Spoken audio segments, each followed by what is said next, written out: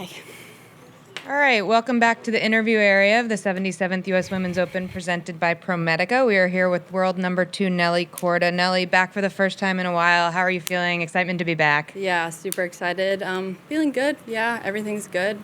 Took a couple months off, but body feels great, and I'm just so happy to be out. I know you just played, 8 holes. Yeah. Impressions of the golf course? So I think I played like 14 holes yesterday, and I kind of walked the rest in. And then I played, obviously, the front 9 today. It's really nice, beautiful, Donald Ross, small greens, lots of fall-offs. The greens are definitely going to be hard this week, and I'm just excited to get it going. I'm super excited to be out here, too. We're going to go Steve and then Beth Ann. Nelly, blood clots are dangerous. Yeah. Can you tell us the anxiety of getting the news, how you got it, and what the next few days were like after that? Yeah, I was just feeling funny. My arm wasn't feeling too great, but, I listened to my body. I went to the ER, got some ultrasounds, found out that I had a blood clot, went back home and saw a specialist, and Dr. Michael Lepore. He was great. Can't think of a better doctor to do the procedure, and, I've been good ever since. Beth Ann? Yeah, I was hoping you could just kind of give us a little timeline of the date of your procedure and then when you started to hit balls again and when you played your first few holes or total round. I don't even, do you remember the date? I don't remember the date of it.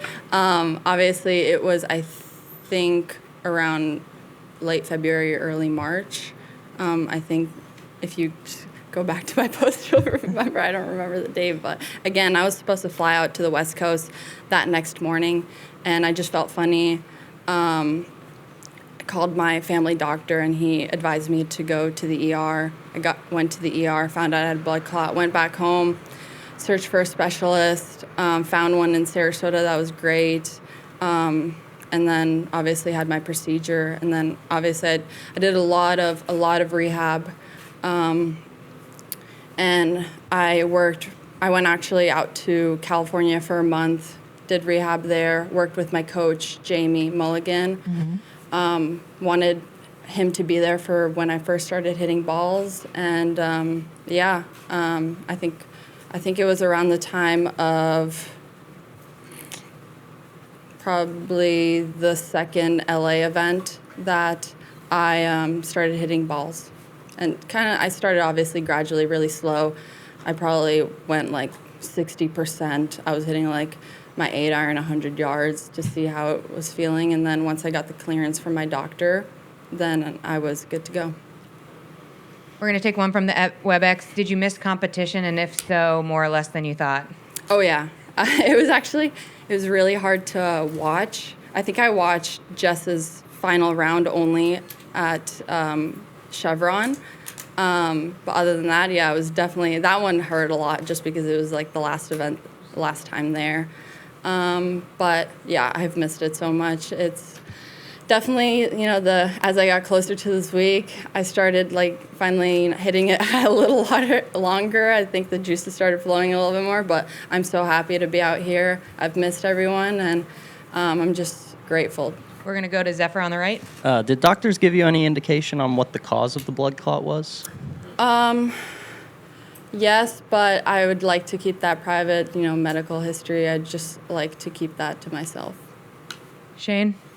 Yeah, Nelly, what does rehab for a blood clot look like? What kind of activities and exercises? How do you make yourself better?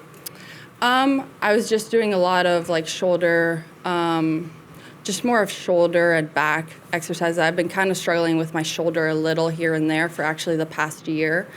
So, the saying, kill two birds with one stone. I kind of, just made sure that I was ready and 100% going into my comeback, and I didn't really want to rush it or anything. I just wanted to make sure that I wasn't going to have any issues, even if it was just with like a little bit of my shoulder bugging me coming back in. And where in California was that you did the rehab? Where in California? Yeah. It was in Calabasas area. Right here to my right. Nelly, I'm wondering what your expectations are this week, given all that. To tee up and to hit my first shot on the first on Thursday. That is as far as I'm looking right now. I've been out of competition since early February, and I'm honestly just grateful to be out here. I'm going to take it one step at a time. I'm not expecting too much. I mean, girls are already in the midst of their seasons, in the middle of it. They have a bunch of rounds under their belts, and I'm coming into like a weird part of the schedule where, you know, I have the U.S. Women's Open, then I'm defending at Meyer, and then I'm defending at KPMG. So I have a few big events coming up, and honestly, I'm trying not to think about it too much, and I'm just more of grateful that I'm out here, I'm being able to compete, and I'm seeing all the girls too. If someone came along and offered you a $10 million purse every week, is that something you'd be interested in playing? Yeah. I don't know if anyone would say no to that. So, I mean, instead of playing the LPGA? That is something I've never thought of. Right now, I have my eyes set on the LPGA, and that's as far as I'm thinking. The reason I ask that is because it's a big issue in the men's tour at the moment. Correct, yeah. That's men's tour. I don't think there's much talk on the women's right now, and so far, all the girls are just setting their eyes on the LPGA and hoping to make their mark out here.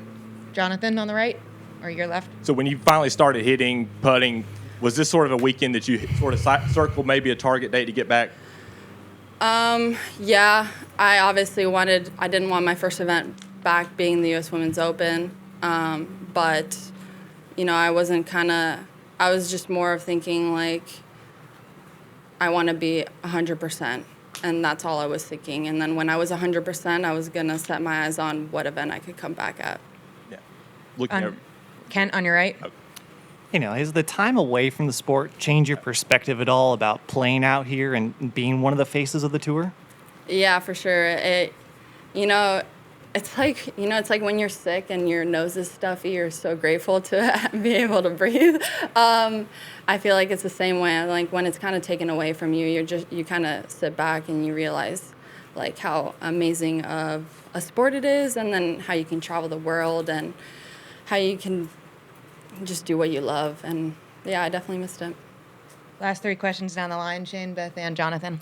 I had the perspective question also, but so I'll ask you this: there may come a time when you get back in the thick of it, and it's easy to lose perspective again, isn't it? Once you're over it, do you think this is something you'll take with you and be able to kind of use it in the future to steady yourself and sort of remember to be grateful and all that kind of thing? I think golf is a sport that really humbles you anyways, so I think that I won't have an issue with that. There's always like a hiccup here and there in a season that really makes you step back and kind of respect the game, and again, it just humbles you as well, and it doesn't make you too cocky.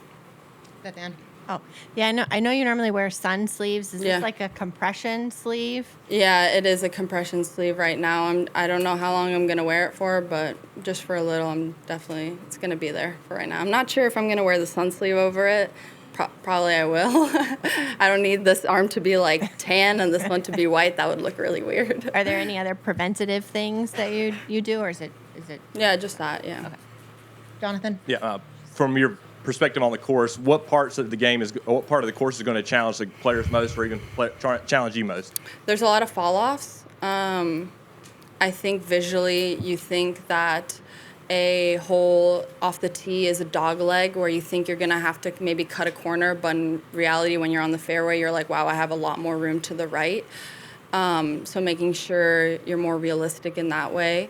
And then obviously there's a lot of fall-offs on the greens, so making sure you hit your approach shots in and just give yourself some easier putts to putt par, and if you have a chance to go for it. I mean, there's only, I think, 3 par 5s on this golf course. I think maybe one or two are reachable. They can make another one reachable too. It just depends on how it's going to play. But I think the defense of this golf course are definitely the fall-offs on the greens, because it's Bermuda too. It's very grainy around the greens. Your club gets stuck quite a bit. So I think the greens are definitely its defense. Nelly, thanks for your time. Good luck this week. Thank you.